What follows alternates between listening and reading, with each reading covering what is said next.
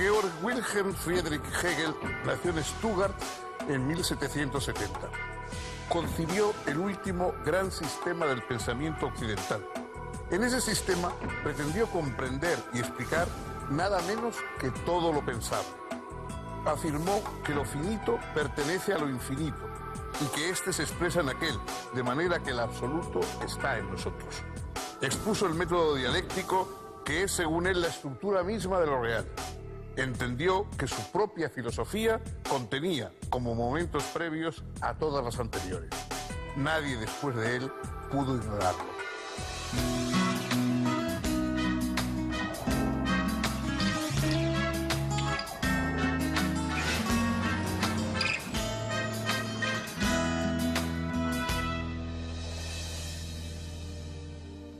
¿Qué tal, amigas, amigos? Bienvenidos. Vamos a iniciar otra etapa de nuestra excursión a través de la historia de la filosofía. Ha habido filósofos que han pretendido explicar tal o cual faceta de la realidad. Algunos se han especializado. Todos sabemos que a partir de la gran filosofía griega empiezan a desgajarse del tronco filosófico ciencias determinadas, física, psicología, etcétera, que se convierten en materias de estudio aparte, y los filósofos entonces pues van, algunos de ellos especializándose, otros reduciéndose a un enfoque determinado, pero sin embargo no deja de haber siempre un espíritu de absoluto, de sistema en la filosofía. Es decir, el verdadero sueño es poder explicarlo más o menos todo. A nosotros nos llegan permanentemente conocimientos fragmentarios. Nos lo da la química, la física, la sociología. Todo eso, ¿cómo puede organizarse? ¿Cómo puede instrumentalizarse dentro de una gran armazón? Que sería el sistema, con mayúscula, el gran sistema filosófico en el que tendría lugar todo lo que sabemos sobre el mundo. Este fue el propósito de Jorge Guillermo Federico Hegel, el gran filósofo del idealismo alemán. Hegel es el último esfuerzo, la gran síntesis de realizar un sistema filosófico omnicomprensible.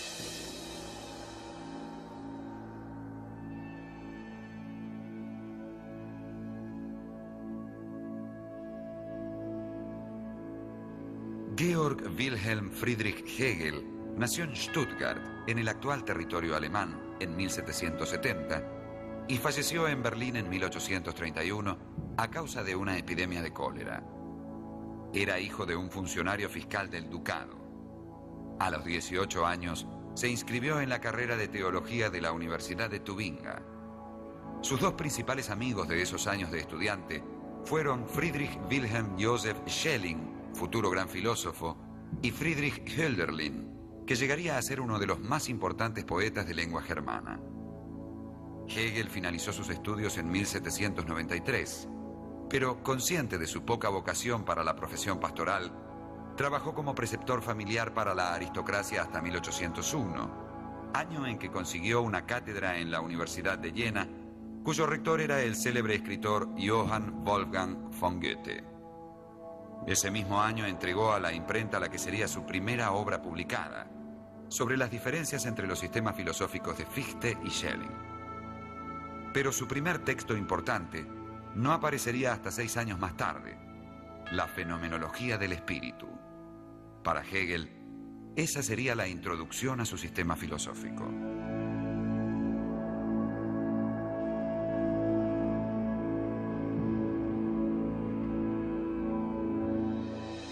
El ideal del sistema es poder albergar dentro de una gran armazón teórica, dentro de una gran armazón mental, todo lo que los hombres saben, todo lo que los hombres han sabido, la evolución del conocimiento a través de los tiempos y todo lo que los hombres pueden esperar llegar a conocer de un modo completo y determinado.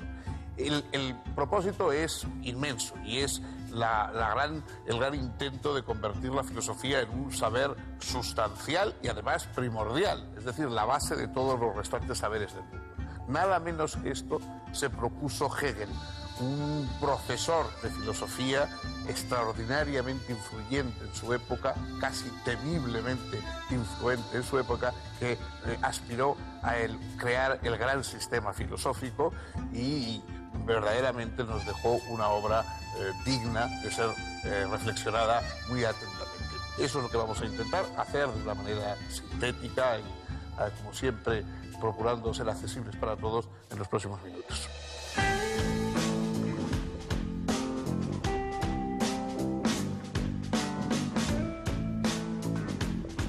La fenomenología del espíritu dibuja las figuras de la conciencia, desde la mera conciencia sensible, pasando por la autoconciencia, hasta llegar al saber absoluto, o sea, a la conciencia de que en el propio pensamiento el absoluto se piensa a sí mismo. Somos la instancia del universo donde éste se hace autoconsciente. Por eso, en la introducción a la fenomenología, Hegel señala que el absoluto está en nosotros y que el conocimiento es el rayo del absoluto que nos toca. Además, en el prefacio de esa obra advierte que la filosofía toma como punto de partida la convicción profundamente racional de que lo verdadero es el todo. Un todo que se manifiesta en cada uno de sus momentos y particularmente en la articulación de todos ellos como sistema.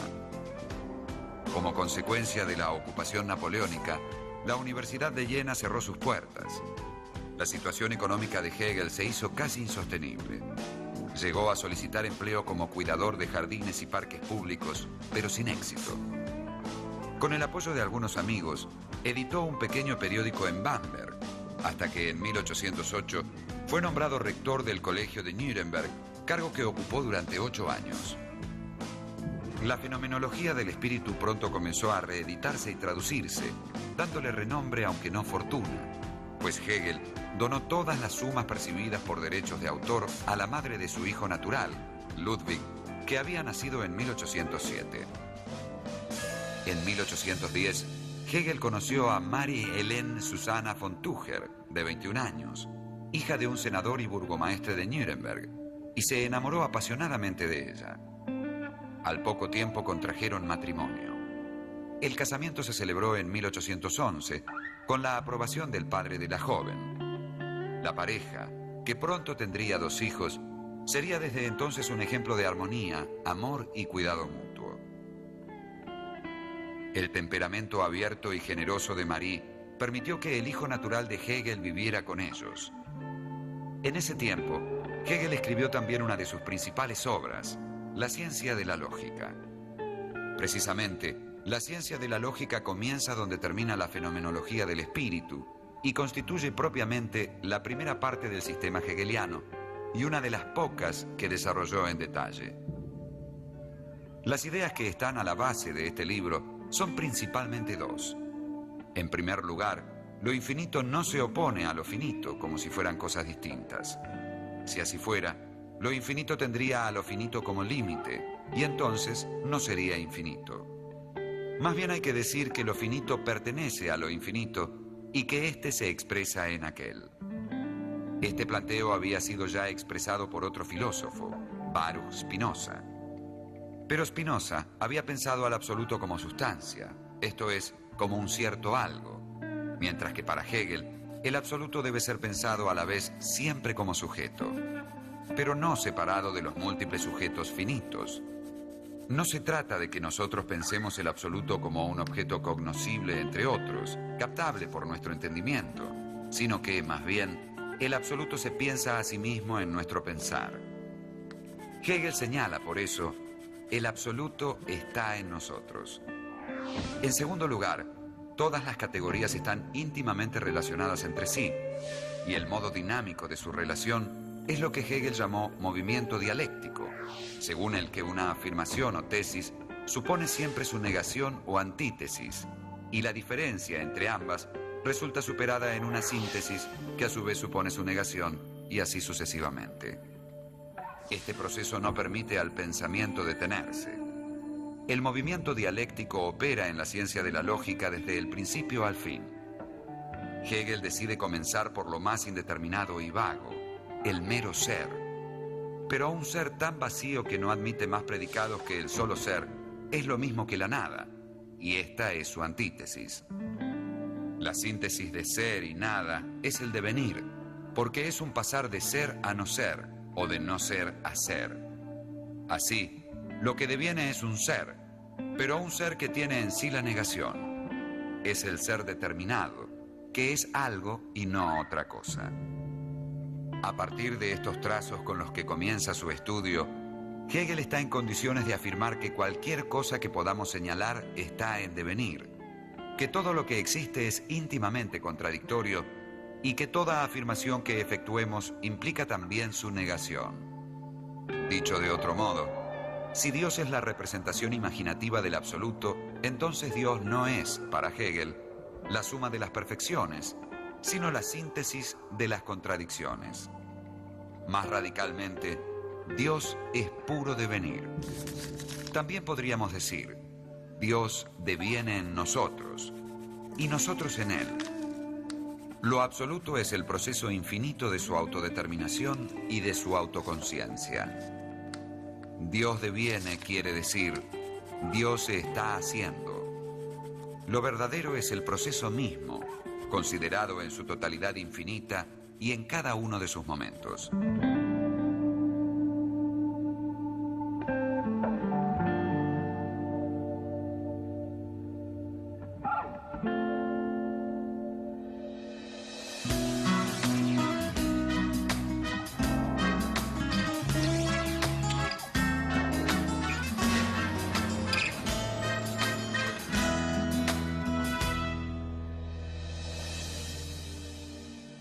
Para Hegel, el movimiento del pensamiento, según se va desarrollando en una persona concreta, en cierta medida tiene paralelos con el pensamiento como se ha ido desarrollando a través de la historia. Y el pensamiento se desarrolla no de una manera lineal, simplemente acumulativa, como pueden pensar ingenuamente. Hoy sabemos un poquito y mañana un poquito más y después un poquito más. El movimiento del pensamiento es precisamente por contradicciones. Es decir, lo que nos hace avanzar es lo que nos desmiente. Lo que cuando ya estamos instalados en un conocimiento y creemos haber llegado definitivamente a un conocimiento, algo nos desmiente, nos despierta de ese conocimiento y nos lanza a buscar un nuevo camino. No quiere decir que de los dos primeros pasos, el que afirma una cosa y el que la desmiente, tengan que ser necesariamente unos falsos y otros verdaderos. Pueden ser ambos verdaderos dentro de un camino hecho de contradicciones y de oposiciones. Al comienzo de una de las obras más célebres, la Fenomenología del Espíritu, Hegel realiza el comienzo de ese experimento. Dice, pensemos que está usted tranquilamente en su habitación, en su cuarto, y imagina una cosa que sea verdadera sin lugar a dudas. Por ejemplo, ahora es de día. Entonces, dice Hegel con cierta ironía, usted lo escribe en un papel porque nada pierde una verdad con ser escrita. Ahora es de día. Deje pasar 7, 8 horas. Esa verdad irrefutable se ha convertido en falsa. Y no quiere decir que entonces no fuera verdad y que luego la noche la haga falsa, sino que de alguna forma la realidad es cambiante, está hecha de oposiciones.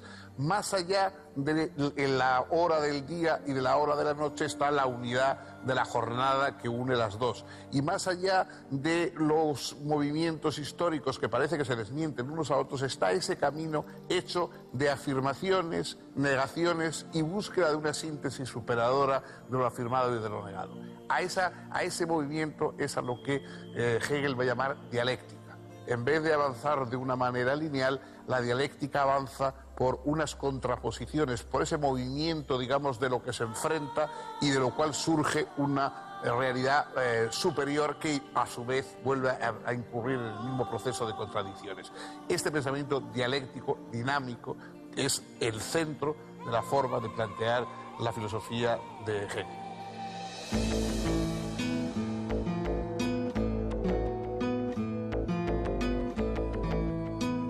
A consecuencia del prestigio ganado con la ciencia de la lógica, la Universidad de Heidelberg le ofreció una cátedra de filosofía que Hegel aceptó. Fue precisamente en Heidelberg donde Hegel produjo un texto en el que presentó por fin la visión general de su sistema, la Enciclopedia de las Ciencias Filosóficas. La enciclopedia consta, además de los prólogos a cada una de las 3 primeras ediciones, de una introducción y 3 partes. La primera parte es un resumen de la ya publicada Ciencia de la Lógica. La segunda parte se ocupa de la filosofía de la naturaleza y la tercera parte tiene como tema la filosofía del espíritu. La obra en su conjunto ofrece al lector la impresión de una catedral, donde cada elemento guarda relación con todos los otros, donde nada se ha escrito por capricho, donde cada frase está sólidamente justificada por la totalidad de la obra. En la filosofía del espíritu, acaso lo más original del libro, Hegel expone que el espíritu es la verdad del alma y de la conciencia. Esta tercera parte de la enciclopedia aparece dividida en 3 secciones, una dedicada al espíritu subjetivo, otra al espíritu objetivo y una última al espíritu absoluto. Si la naturaleza es la existencia espaciotemporal del absoluto, el espíritu es su volverse sobre sí. Hegel explora este volver hacia sí como alma, conciencia y sujeto para sí. En el espíritu objetivo encontramos el derecho formal, la moralidad y la eticidad. La eticidad es el ámbito de la justicia y por eso es la síntesis y superación de los momentos anteriores. El derecho formal es meramente abstracto y solo se ocupa del cumplimiento de los pactos y normas. La moralidad es solo individual y no puede instalarse adecuadamente en el campo de lo social. Para Hegel no hay eticidad posible más que en el seno de un Estado, y por eso el despliegue del espíritu objetivo finaliza justamente en una filosofía del Estado. En el espíritu absoluto, finalmente, hallamos el arte, la religión y la filosofía. En el arte, lo absoluto se manifiesta sensiblemente. En la religión, mediante representaciones. Y solo en la filosofía alcanza el ámbito conceptual. Lo absoluto es lo bello en el arte, es Dios en la religión y es la idea en la filosofía. Esas determinaciones requieren ser pensadas en su unidad concreta y no unilateralmente, si se quiere evitar que el pensar resulte abstracto e incompleto. La Enciclopedia de las Ciencias Filosóficas termina con una extensa cita de la metafísica de Aristóteles, donde se define a Dios como el pensar que se piensa perfectamente a sí mismo, un pensar que es en sí actividad infinita y vida eterna. Habría que agregar todavía, un pensar que es saber de sí y que se despliega en la historia universal, porque el tiempo no es más que el salir de sí del absoluto, su existir mismo.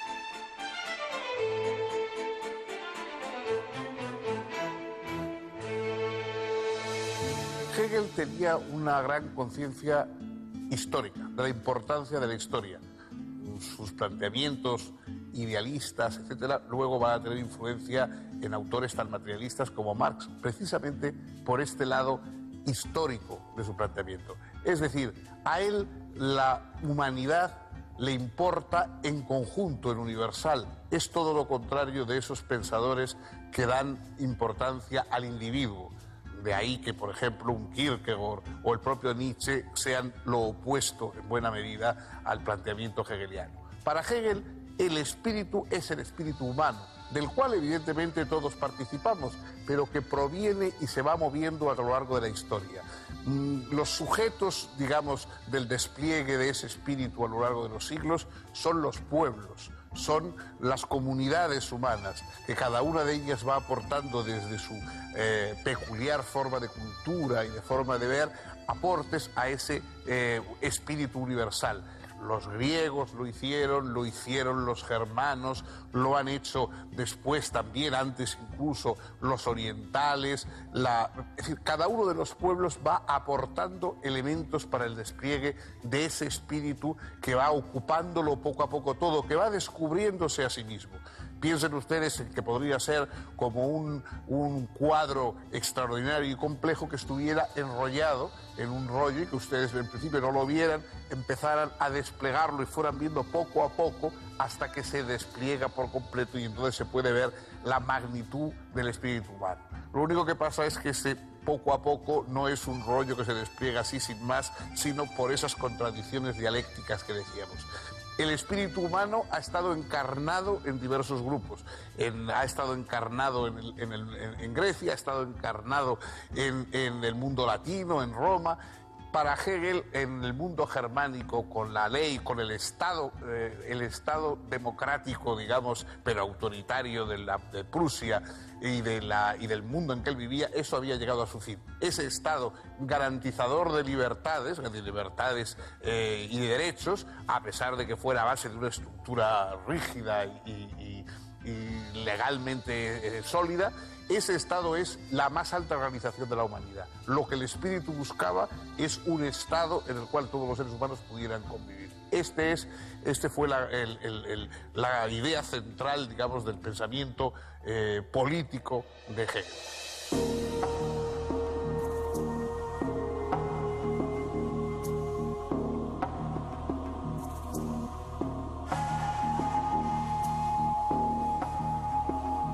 En 1818, Hegel aceptó las reiteradas propuestas de la Universidad de Berlín y ocupó una cátedra de filosofía. 3 años después, publicó sus Principios Fundamentales de la Filosofía del Derecho, en el que exponía con más detalles algunas ideas que ya había planteado en su enciclopedia. En 1830 fue nombrado rector de la universidad, cargo que ejerció hasta su repentina muerte en 1831. Los textos de sus clases y cursos fueron publicados póstumamente por sus discípulos, cotejando los borradores del filósofo con los apuntes tomados en clase por los diferentes alumnos. Así hemos podido conocer sus lecciones sobre historia de la filosofía, filosofía de la historia universal, estética y otros temas. El sentido global de la filosofía hegeliana sigue siendo materia de discusión. No cabe duda, por ejemplo, de que afirmó la identidad de la naturaleza humana con la divina, y así dijo que la verdad del cristianismo está en la figura de Cristo como hombre y Dios a la vez. Pero esa concepción fue interpretada en diferentes maneras. Para los llamados hegelianos de derecha, significaba que lo humano era nada menos que divino. Para los llamados hegelianos de izquierda, lo divino era nada más que humano. También en lo político cabe el desacuerdo. Para algunos, Hegel fue algo así como el filósofo oficial del Estado prusiano, a pesar de que en su filosofía del derecho propone un parlamentarismo al estilo británico y otras particularidades ajenas al régimen prusiano.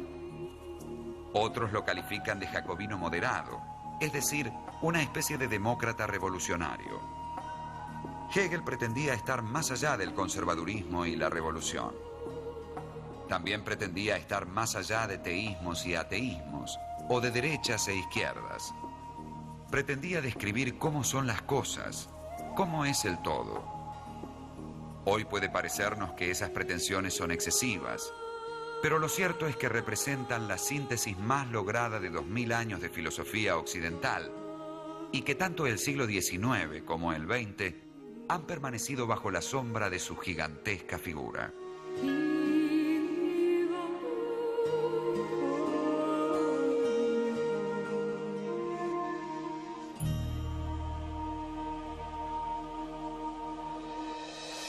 La obra de Hegel, que fue enormemente influyente, ya en su época era un pensador casi, digamos, dictatorial, porque era el gran capo de toda la filosofía alemana, y así lo detestó gente como Schopenhauer, etcétera, marginales, digamos, de la filosofía lo detestaban porque él era como el amo, el dueño, digamos, de la filosofía alemana.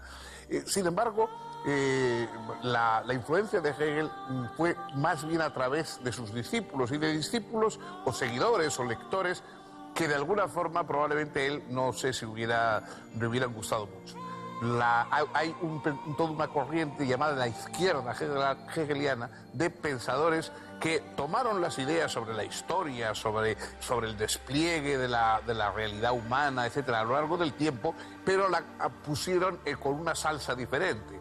Feuerbach, Marx, etcétera, son todos esos seguidores de una nueva corriente de pensamiento que parte de Hegel. Sin duda, Hegel fue enormemente influyente, pero influyente sobre todo a través de estos lectores, a través de estos discípulos que casi cambiaron, pusieron, como en alguna ocasión dijo el propio Marx, pusieron a Hegel con lo que era la cabeza en los pies y al revés, es decir, le dieron la vuelta. Ese darle la vuelta es lo que ha garantizado el que el esfuerzo teórico tan complejo, tan lleno de aspectos que es difícil resumir, sobre arte, sobre historia de la religión, etcétera, de Hegel, haya llegado y haya perdurado hasta nosotros como una influencia notable. Hasta aquí hemos llegado también nosotros hoy. El próximo día tendremos otro pensador, otra perspectiva y esperamos que la misma compañía nos